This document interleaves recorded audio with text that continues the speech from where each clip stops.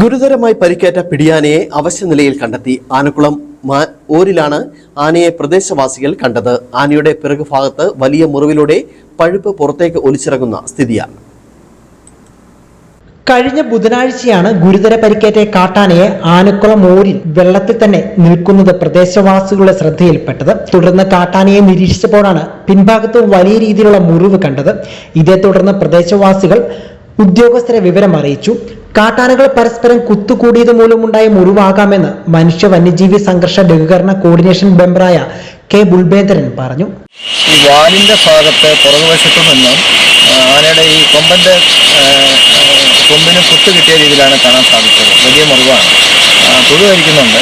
അതുപോലെ ചെവിയുടെ പുറകുവശത്തും അതിന് പരിക്ക് കിട്ടിയിട്ടുണ്ട്. അവിടെ നിന്ന് ഇങ്ങനെ ചെല ഒലിക്കുന്നുണ്ട്. പുറകുവശത്തെ കൊണ്ടിലും ഇതിലെല്ലാമാണ് പുഴു കഴിക്കുന്നത്. ഒരാഴ്ച മുമ്പും ഈ ആനയെ കണ്ടതായി പറയുന്നുണ്ട്. നിലവിലിപ്പോൾ ആന അവശ നിലയിലാണ്.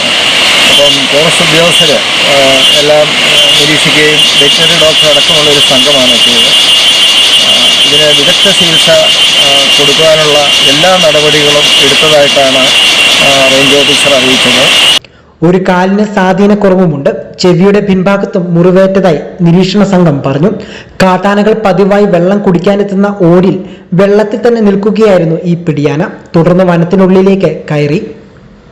News bureau, Adimali.